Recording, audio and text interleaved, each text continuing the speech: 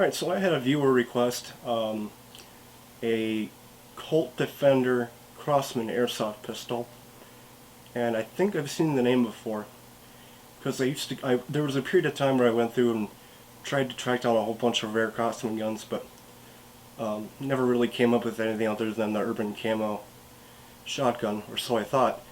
And I went around, looked at my crawl space, thought, well, it's not often somebody asks for a gun on my channel, so I might as well look for him. And lo and behold, I found the Crosman Stinger P32, SAS P32, and this is from ToyStar.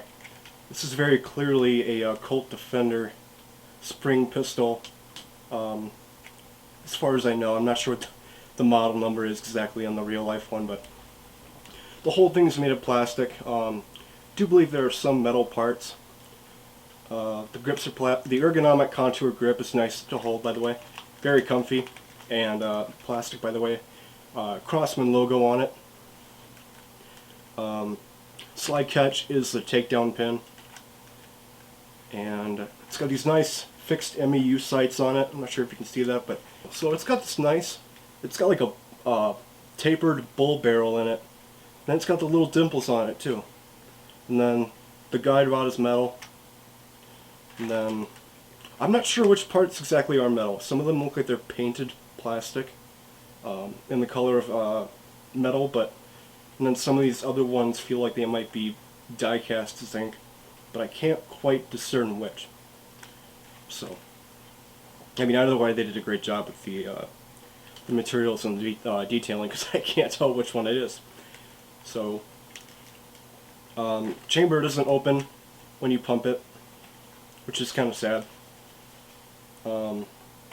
Magazine is all plastic, by the way, and has a high cap, and then you could just open up that little drawer here, or you could just manually put the BBs in. This holds 10 rounds before they start dropping into the chamber, the reservoir chamber, and like I said, these are both super lightweight. And I'll get to that in a moment. Drop-free magazine.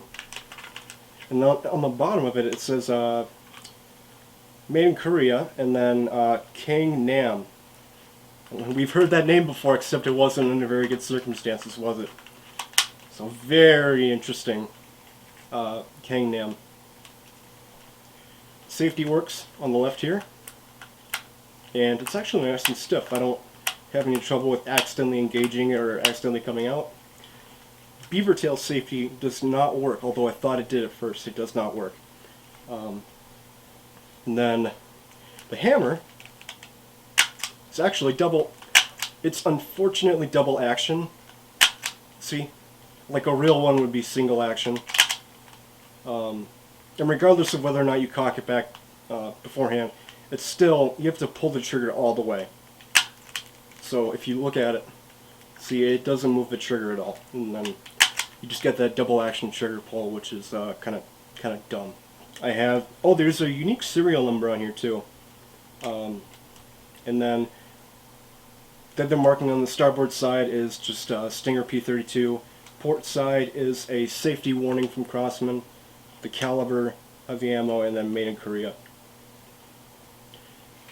So the bull barrel is plastic, and then the inner barrel is actually plastic too. just bizarre for a gun of this quality.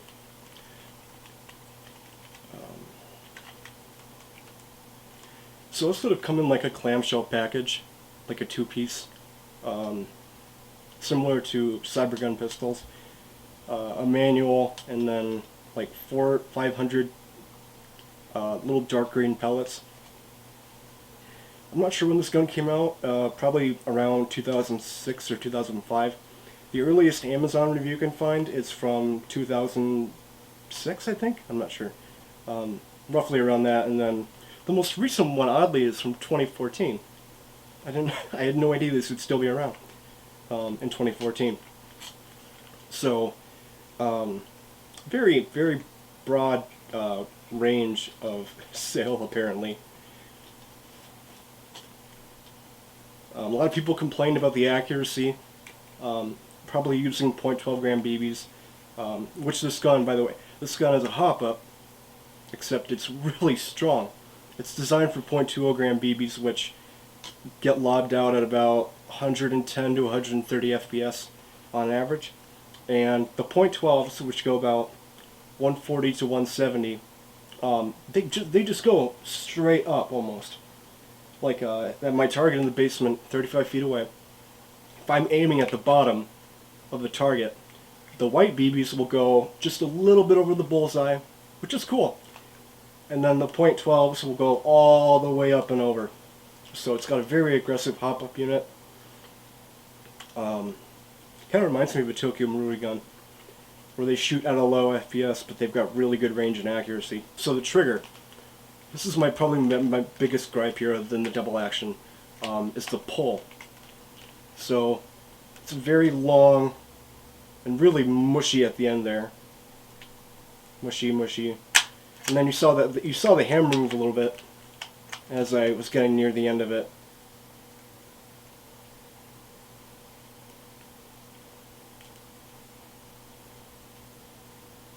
Right there. There it is.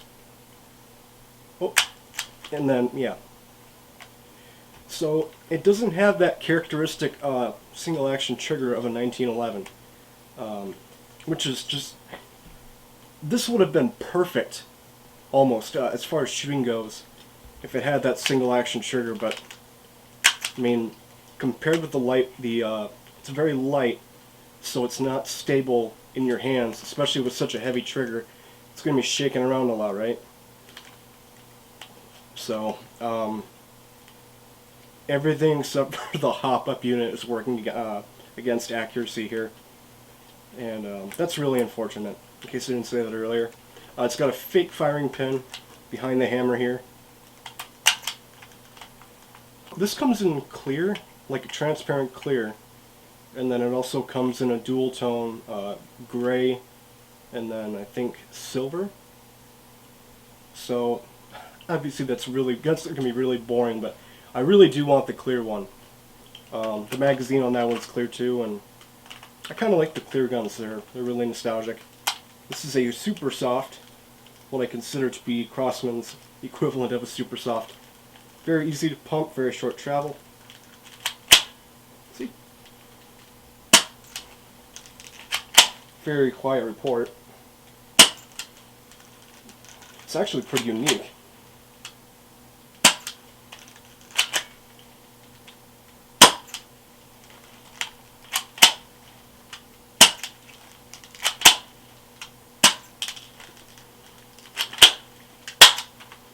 And then it's got ammo, and you would pull the follower all the way up or down here, and then lock it back, and then you'd shake it, get the BBs from the reservoir inside there, another 10, throw it back in, and you'd be racking the slide and ready to go. So I'm going to wrap it up.